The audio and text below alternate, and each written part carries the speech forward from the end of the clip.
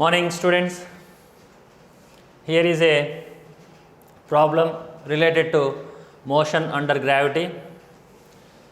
Water drops fall from the roof of a building 20-meter high at regular time intervals. That means when one drop falls, after a particular time again second drop falls. Let it be, if one drop falls, after 2 seconds second drop falls.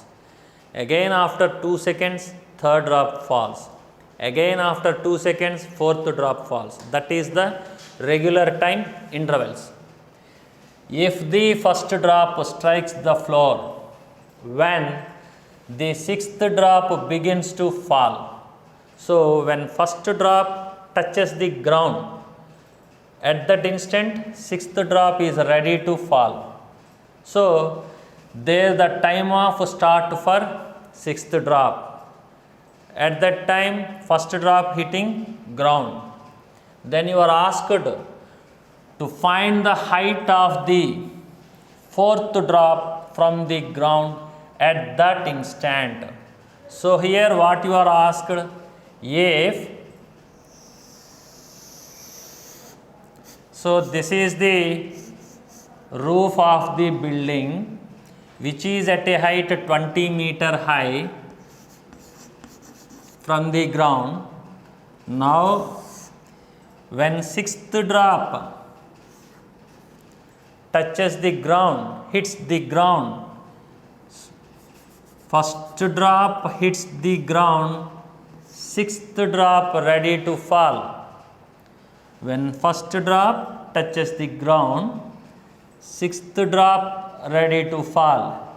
Here in between remaining drops, here this is second drop, this is third drop, this is fourth drop, fifth drop.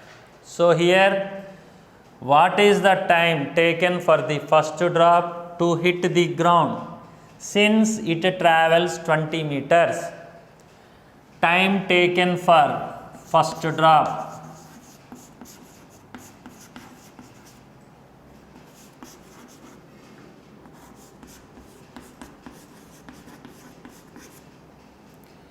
let T1.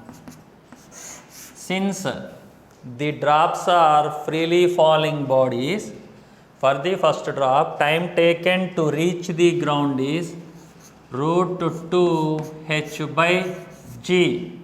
Since h is given as 20 and g as 10, it takes 4 seconds. So here this is first drop, time taken 4 seconds. Now how many intervals are here between first and second? 1 interval, 2 interval, third, fourth, fifth. Here from 20-meter high they are falling at regular time intervals. Means when this first drop takes 4 seconds to fall, then here 5 intervals are there. Means after first drop, between second drop, the time gap is first one interval, this is second interval, this is third interval, fourth interval, fifth interval. 5 time intervals are there between first and sixth. Since it is regular intervals, as I told an example earlier that if first drop releases, then after some 2 seconds, if second drop releases, again after 2 seconds, third drop releases. So the interval is equal, that is the regular interval. Then here from first and sixth drops 5 intervals are there. Total time from that height to reach the ground is 4 seconds. Then the total time is divided into 5 regular intervals. Then for each interval time is, for each interval time is delta t, which we can also write as t. Here total time for first drop is 4 seconds. During this 4 seconds time, here the other drops are formed in this pattern. So there are 5 time intervals. Then for between 2 drops the time interval is, since there are 5 time intervals, then for each interval time is total time by 5 intervals. This is 0.8 seconds interval is there. Means for each drop and the next drop the interval is 0.8. Here this is 0.8, this is 0.8, 0.8, 0.8, 0.8. Now this is ready to start. For this drop, this is ready to start. For this drop time is 0 for sixth drop. When first drop reaches ground, for first drop it takes 4 seconds. Now this sixth drop is ready to fall. So its time is 0 seconds. Now it starts motion.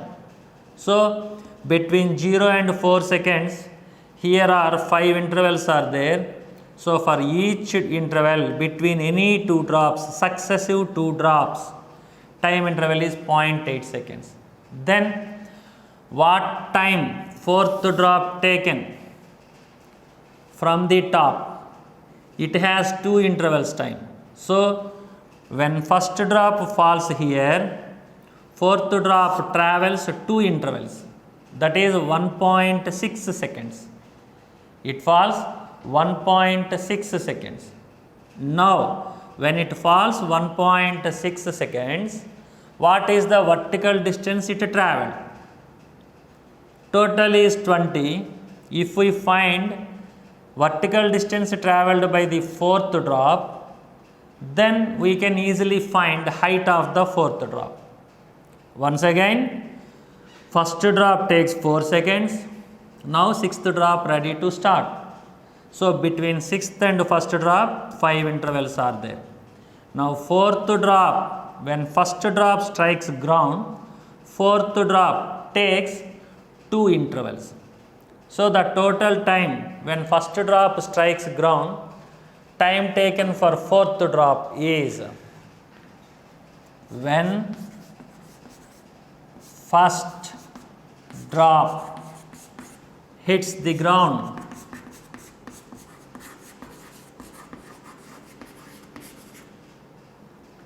fourth drop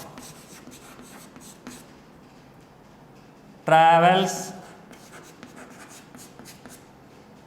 1.86 seconds.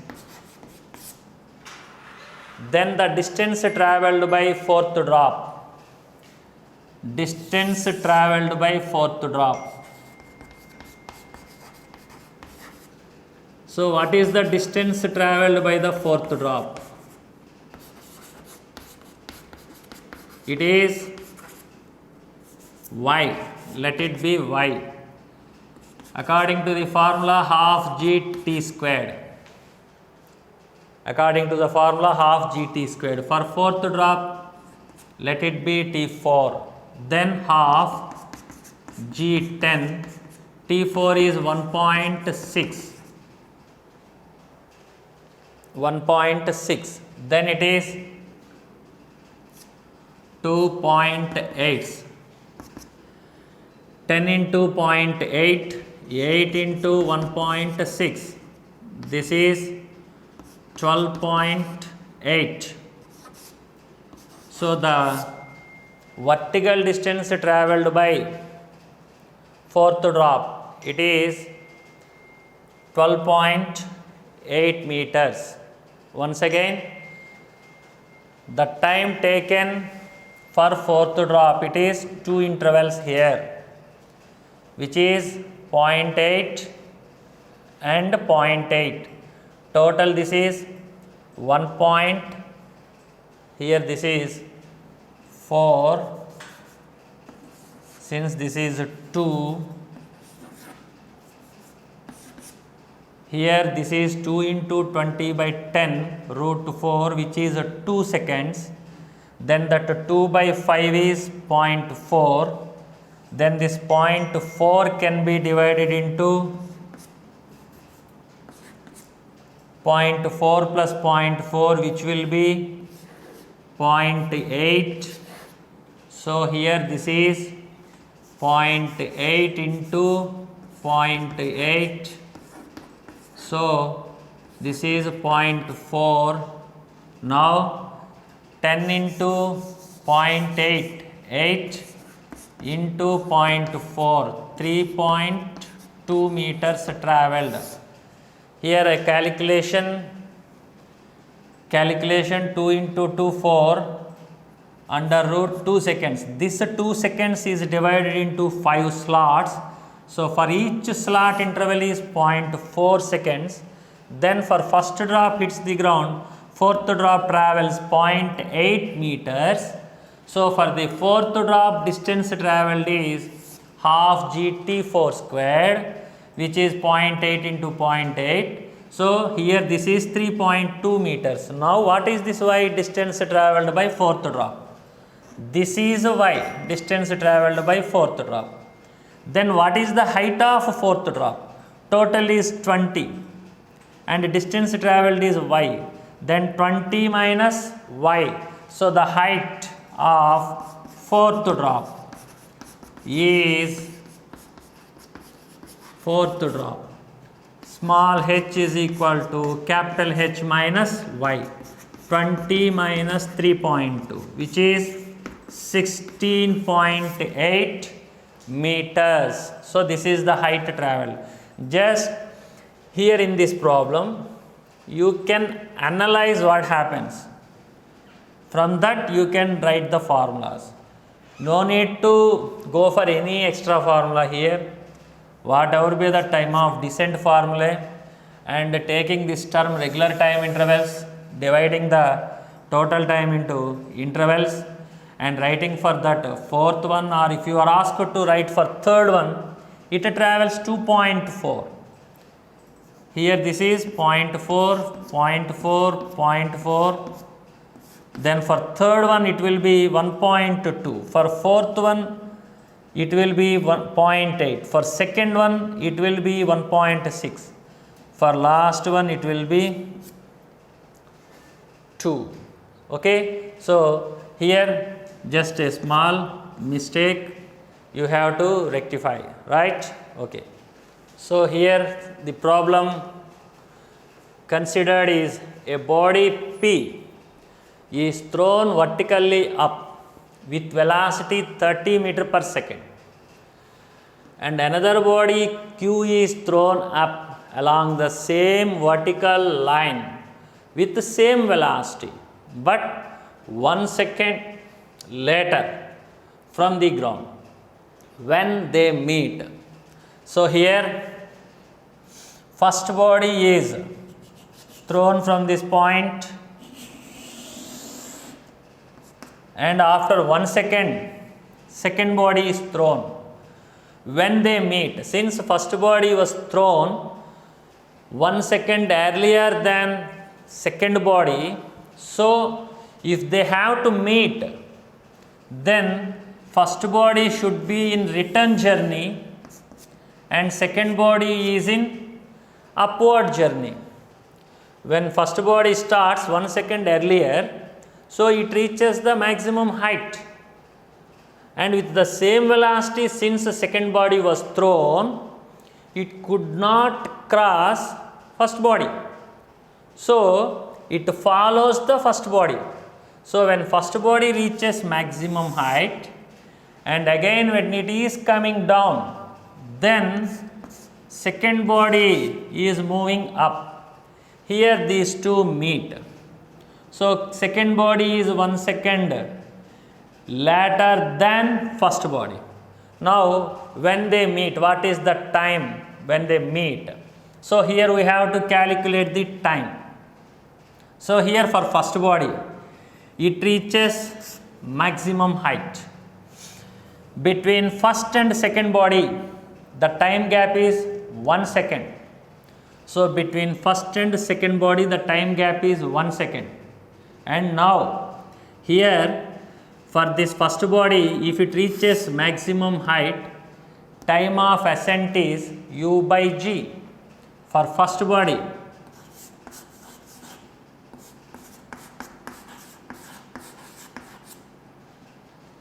For first body, time of ascent is u by g, 30 by 10, 3 seconds for first body when it reaches maximum height. And when it comes down, here it meets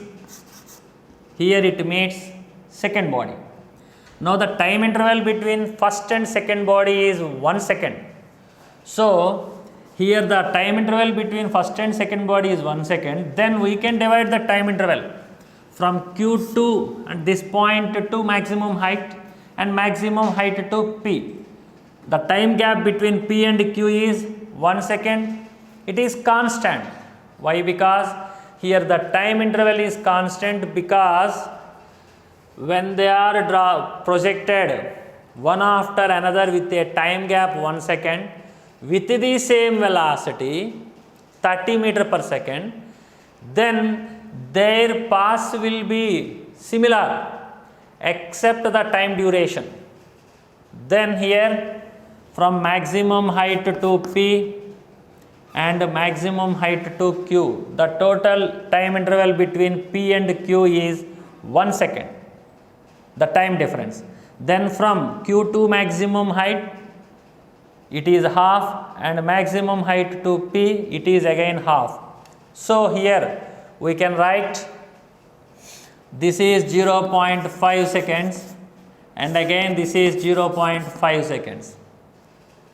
This is 0.5 and this is 0.5. The time gap between these two.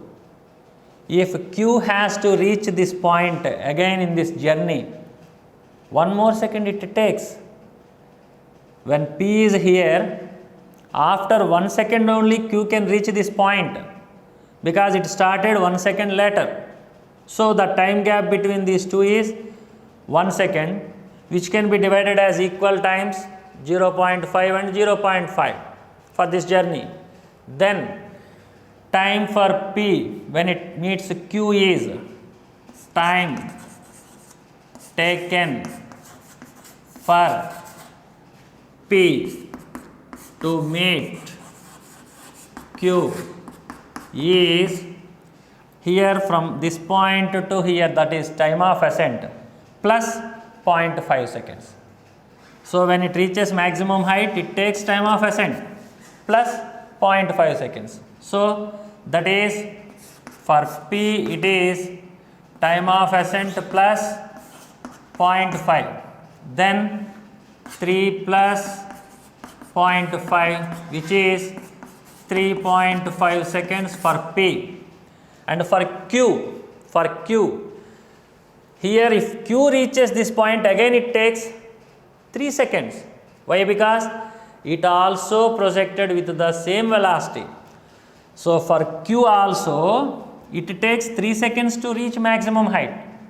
But when P meets that Q, it still not reaches maximum height. It is beyond the maximum height. It is lagging by maximum height by a time 0.5 seconds. Then for Q, when it meets P, it takes how much time when it is meeting P? Here this is 3 seconds. Still it is 0.5 seconds behind. So it is 3 minus 0.5 seconds. For Q, time taken for Q to meet P, which is time of ascent minus 0.5, which is 3 minus 0.5, 2.5 seconds. So for Q it is 2.5, for P it is 3.5, since the time difference between them is 1 second. Fine. From an elevated point P, A stone is projected vertically upward. When it reaches a distance y below the point of projection, its velocity is double the velocity when it was at a height y above p. The greatest height reached by it above p. Here the question asked, from an elevated point, let this point p, which is at a height some h from ground, this is some elevated point.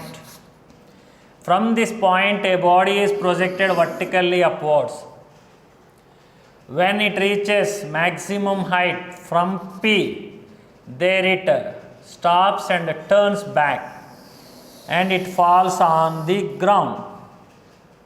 Now the question is, when it reaches a distance y below this point P, it has some velocity v1. That velocity is double the velocity when it is at a height y from this point. From the same point, during its upward journey from P, when it reaches that point at a distance y, it has some velocity v, let, and it turns back and comes down to this point. Let this point as A and this point as B. Here PA is in upward direction or AP, whatever it may be, this is y, and again PB is also y, but A is above P, B is below P. So when it is reaching again P, after it is projected upwards, when it reaches again P, it has the same velocity of projection. As we learned that when a body is projected upwards, then when it reaches the same point of projection, it has the same velocity of projection. So when it is projected with u, again when comes back to the same level, it has the same velocity but in downward direction. Now the journey from A to P or P to A, from P to A, initial velocity is u, final velocity is v, distance travelled is y. So taking v square minus u squared is equal to 2as. Here v squared minus u squared, 2 a is minus g, distance travelled is y. So v squared is equal to u squared minus 2gy. Similarly, from when it is coming down P to B in the downward direction, here again minus v1 whole squared. Since the final velocity is v1, initial velocity is u, but they are in downward direction. So minus v1 whole squared minus u whole squared is equal to 2, a is minus g, distance also minus y since it is travelling in downward direction. So here v1 squared minus u squared is equal to plus 2gy. So v1 squared is u squared plus 2gy. But v1 is given as 2v. Here velocity when reaches this point, it is double the velocity when it is at the same height above. So here v1 given is 2v. So substituting for v1, 2v whole squared, which is 4v squared is equal to u squared plus 2gy. Substituting for v squared here, 4 into u squared minus 2gy is equal to u squared plus 2gy. Okay, now this is 4u squared and here is a u squared. When it brings to this side, 4u squared minus u squared, 3u squared is equal to, this is minus 8gy, and when it brings to that side, plus 8gy plus 2gy, total 10gy. So now here u squared is equal to 10gy by 3. This is u squared. Now what is the question asked to find? Greatest height reached by it above P. When it is projected from P, the greatest height you are asked. So let this height be the greatest height from P when it is projected with a velocity u. Then for maximum heights, when it is projected from a velocity u, maximum height formula is u squared by 2g. So u squared is 10gy by 3 into 2g. So g get cancels, this will be 2 5. So maximum height from P, it is 5 by 3 y. Maximum height from P, it is 5 by 3 y. Okay. Here two balls are projected simultaneously with the same speed from the top of a tower. One upwards and the other downwards.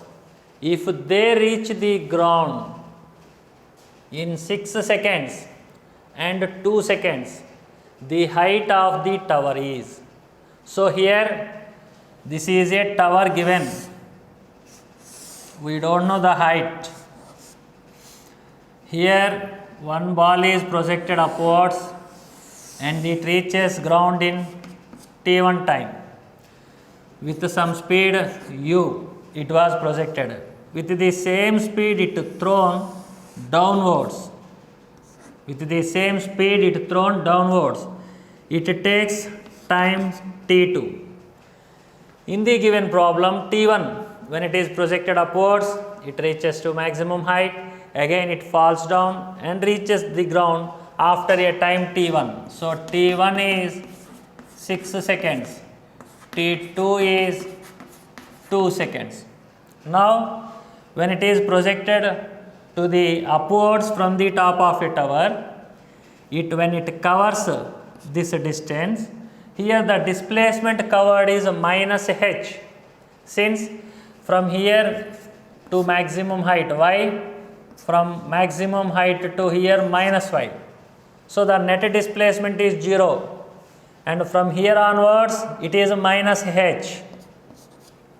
So writing for projected upwards, so first body projected upwards, first body, this is total displacement minus h is equal to projected velocity is upwards for first body. So we have to take u.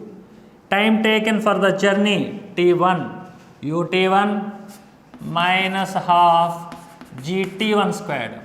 So here h is equal to half gt1 squared minus ut1, which will be half g10 t1 squared, 6 squared, 36, minus u unknown, t1 is 6. So this is 2 18s.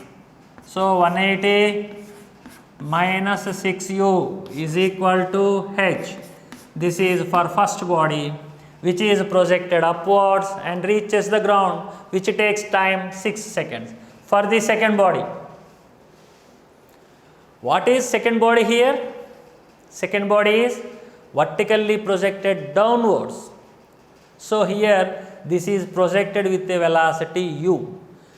U is minus u. For second body, u is minus u. Why? Because it is in the downward direction. Again distance is, displacement is minus h, since it is also in downward direction. Then writing for s is equal to ut plus half at squared minus h is equal to minus ut2 for second body minus half g t2 squared. So now it becomes h is equal to ut2 plus half gt2 squared. U is unknown, t2 is 2. So u into 2 plus half 10 into 2 square, which is 4. Now this is 2 2's. Here this is h is equal to 20 plus 2u. This is equation 2. Both the equations are representing h only. So equating 1 and 2 here, equation 1, equation 2, we get 180 minus 6u is equal to 2u plus 20. Now 8u is equal to, when minus 6u brings here 8u, it is equal to 160. 180 minus 20. U is 20 meter per second. So here we find u. Now substituting u in equation 2 or equation 1, we will get h. So here in substituting 2, h is equal to 20 plus 2 into 20. 40 plus 20, 60 meters. So here this is the problem where a body is projected vertically upwards from a tower. Simultaneously another body is projected downwards with the same speed. Then time taken for first body will be large because it has to travel maximum height and it has to fall down. So it takes more time than second body. So now when they touches the ground, the times given, and you are asked to find h. So writing displacements for first body and second body, since they travel equal displacement. Of course the first body travel more distance, it traveled 2y extra distance, but displacement point of view, here this displacement is 0, then the displacement is only h. So equating the displacements, we will get u, substituting u, then we will get h. Okay. The question is, a boy sees a ball go up and then down through a window 2.45 meter high. If the total time the ball is in sight in 1 second, the height above the window the ball rises is approximately. If this is the window, which is 2.45 meter high, a ball is in sight